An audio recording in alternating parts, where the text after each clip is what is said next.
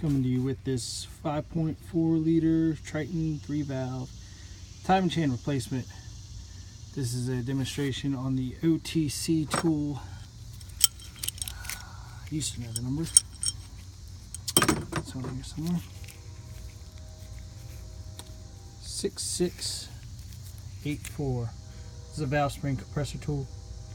Necessary to remove all the roller followers from the camshaft. Over here, you should definitely do this when doing a timing chain, because if your sprockets move, you will bend valves and you just cost yourself a hefty price. There goes my light. So my problem was, when I started this job today and got my tool in the mail today, the tool didn't come with instructions. So what did I do? I did what most people do. I go on YouTube. Couldn't find anything on the OTC tool. Saw one or two videos on the Ford version of the tool. I can't remember the number, but I'm sure you could cross-reference it. And these were on engines that were out of the vehicle. So they weren't very, and no one talked about it. So they weren't very explanatory. That's word. It is. I made it up, if it counts. They weren't very good videos. I'm going to do my best to explain everything to you. But this is a 04 F-150. It's my truck, 5.4 liter. I had a lot of chain slap sound like a diesel. Time to replace them. I'm sure my old phasers are done. A lot more stuff. You could look up on the internet. Expert Rights has a really good one on the internet about how to get to everything. But this is kind of necessary because you need to stand in here to do this job. So without further ado, I'm going to demonstrate the proper way to use this tool. I've done cylinder 4, cylinder 3, cylinder 2. I'm on cylinder 1 now. I've already, by my Haynes manual, taken put the keyway, the crankshaft keyway at 12 o'clock, taken the proper followers off in that position, rotate it to the keyway 6 o'clock, and now I'm doing all the rest. First thing you need to do is take this little tong part. This was the most frustrating part because no one told me exactly how to use this. You would think you know. Obviously it looks like it goes in here, and it does. So you rest that in there first. Hope you can see it. I'm trying to work and hold the camera. Then you take the actual part that goes on the spring and kind of work it in there. I got the spark plugs out, that's why there's paper towels in the holes. Get some more light in there for you. Kind of working in there.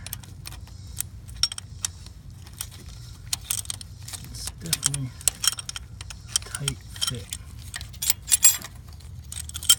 Alright, so this is where I made my first mistake.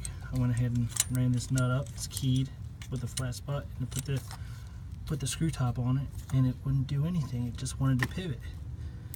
Well, it took me a little bit. Couldn't find anything on the internet, just so I kept playing with it.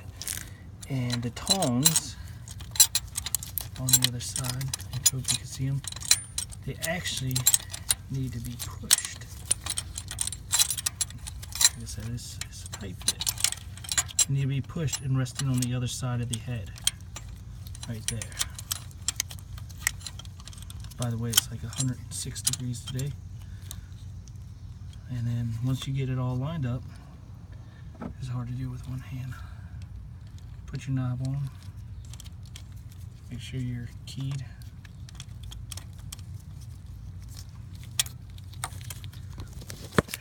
Get in there a little bit better.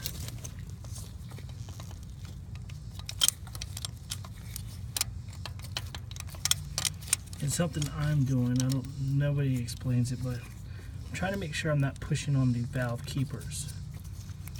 I don't want to damage them. I don't want to risk breaking one off and losing a valve down the cylinder head. I don't have compressed air right now hooked up to the spark plug hole to keep the valve from falling, so it'll fall down.